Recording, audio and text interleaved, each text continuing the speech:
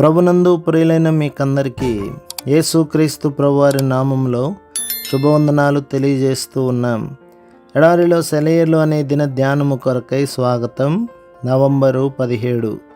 అన్యాయస్తుడైన ఆ న్యాయాధిపతి చెప్పిన మాట వినడి. దేవుడు తాను ఏర్పరచుకొనిన వారు దివారాత్రులు తన్ను గూర్చి మొరపెట్టుకొనుచుండగా వారికి న్యాయము తీర్చడా? లూకాసు వార్త 18వ అధ్యాయం 6-7 వచనాలు. దేవుడు ఏర్పరిచిన సమయం నీ ఇష్టానుసారంగా ఉండదు. కాబట్టి చెకుముకి రాయిని మొదటిసారి కొట్టినప్పుడు నిప్పు రవ్వలు రాకపోతే మళ్ళీ కొట్టాలి. దేవుడు ప్రార్థనలను వింటాడు. అయితే మనం ఊహించుకున్న సమయంలో ఆయన నుండి జవాబు రాకపోవచ్చు. వెతికే మన హృదయాలకు ఆయన తన్ను తాను కనపరుచుకుంటాడు.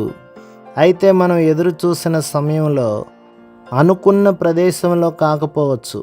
అందుకే పట్టు వదలక ప్రార్థనలో గోజాడాలి.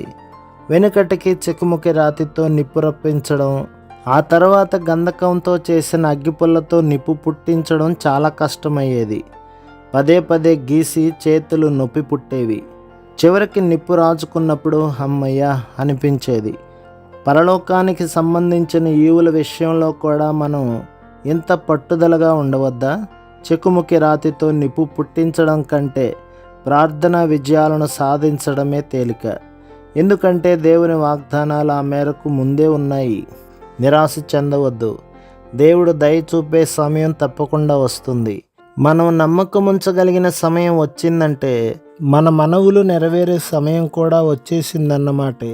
విశ్వాసంతో అడగండి, తొట్రుపడవద్దు. నీ రాజు జవాబివ్వడం ఆలస్యం చేస్తున్నాడని విన్నవించుకోవడం చాలించవద్దు. చెకుముకి రాతిని మళ్ళీ గీస్తూ ఉండండి. నిప్పు రవ్వలు రేగినప్పుడు బొగ్గుల్ని సిద్ధంగా ఉంచుకోండి. మంట రావడానికి ఆలస్యం లేదు.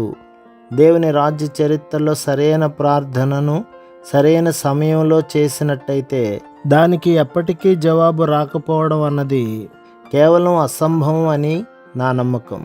ప్రభు మిమ్మును, మీ కుటుంబమును, మీ సంఘమును దీవించి ఆశీర్వదించునుగాక. ఆమేన్.